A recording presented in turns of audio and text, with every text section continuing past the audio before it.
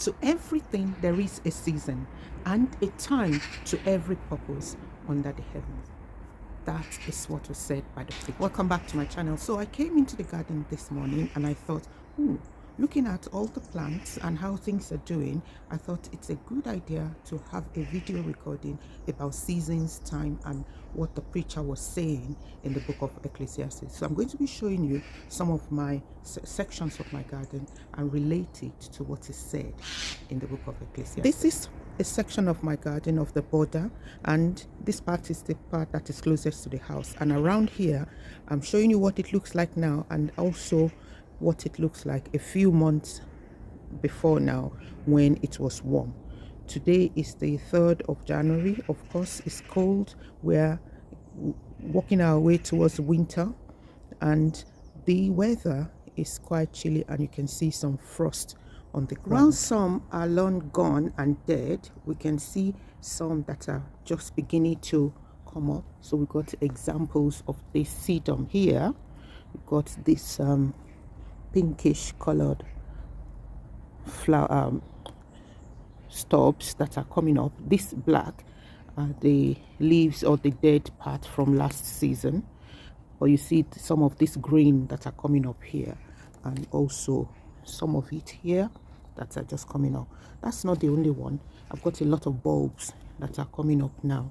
So we've got this one, that's a bulb, and that is going to be a hyacinth, and there's another of the hyacinth that's coming up in this area. There are so many of the hyacinth actually in this area. I use this to mark them. This is going to be a cream one. That's it. It's just coming out of the ground.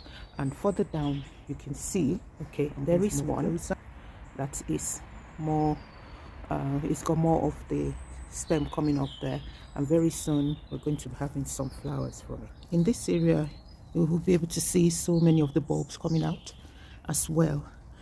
Now in this is a different section of the border with this hyacinth. Is really, progressing in its growth, and we have some sedum as well that are also coming up. Although there are plants that cannot cope with the cold condition and have gone and dead, there are plants again in the same area that are holding their own, like the grasses we can see in this section. So we've got, that's a grass. I'm just going to zoom in a bit. We've got a grass, and we've got quite a lot of them that are planted. They're spotted all around this region. Not only that, we've got some evergreen that you can see in the background there that would not be affected by the cold season, or even when it is summer, they are always there. And you can see some more in the background as I'm showing you. We also have some plants such as the euchera that you can see here, the marmalade, and I've got another variety which I can't really remember the name now. They're not doing very well. They're not as nice as they would normally look like in summer and spring, but they're sharing this same region with these bulbs that are just coming up, as well as some evergreen such as the grass that will remain here come rain or shine. And this just makes me to think about what the preacher said. He said, to everything there is a season and a time to every purpose under the heavens, a time to born and a time to die, a time to plant and a time to pluck. So what I've just shown you made me to think about what the preacher said, and I'm going to read. It says, to everything there is a season and a time to every purpose under the heaven, a time to born and a time to die, a time to plant and a time to pluck that which is planted. So we've seen a practical example with regards to my plants when it comes to planting or the seasons. And I think that the scriptures is very, very relevant to our everyday life. And if we look at nature, if we look at things around us, we can see God. We can see him talking to us, speaking to us, because These plants and all the flowers and things I have in the garden, or any other person, or nature generally, speaks to us about the nature of God. And God puts a lot of those things there, not only just for beauty, but also for us to be able to see Him, see His nature, and it teaches us lessons through all the things we have around us.